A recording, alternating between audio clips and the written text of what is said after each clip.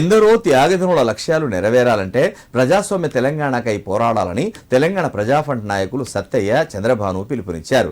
తెలంగాణ మలిదశ ఉద్యమంలో కీలక పాత్ర పోషించిన తెలంగాణ ప్రజాఫ్రంట్ ఉమ్మడి మెదక్ జిల్లా మహాసభలు సిద్దిపేటలో జరగనున్నట్లు వారు తెలిపారు. ఈ మేరకు కార్యక్రమ కరపత్రికను సిద్దిపేట అంబేద్కర్ సర్కిల్లో ఆవిష్కరించారు. ఈ సందర్భంగా వారు మాట్లాడుతూ ఈ నెల 25న సిద్దిపేట ప్రెస్ క్లబ్లో నిర్వహించతలపెట్టిన తెలంగాణ ప్రజాఫ్రంట్ ఉమ్మడి మెదక్ జిల్లా మహాసభలలో ఉద్యమకారులు పెద్ద ఎత్తున పాల్గొని విజయవంతం చేయాలని కోరారు. ఇప్పటికీ మనకు ఈ సామ్రాజ్యవాద పిశాచి ఇంకా ఈ దేశాలన్నింటినీ కూడా అభివృద్ధి చెందుతున్న దేశాలను పట్టి పీడిస్తున్నటువంటి, ఆ తర్వాత ఈ దేశంలో ఉన్నటువంటి అట్టడుగు స్థాయి ప్రజానికానికి ఒక స్వాతంత్రం కానీ, ఒక స్వేచ్ఛ కానీ, ఒక సమానత్వం కానీ లేదు.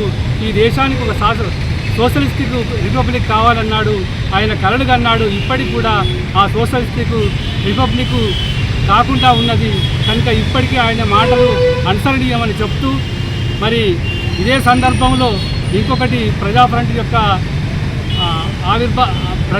యొక్క మహాసభలు కూడా, జిల్లా మహాసభలు కూడా ఈ సందర్భంగా 25వ తారీఖు నాడు ప్రెస్ క్లబ్లో జరుగుతున్నాయి.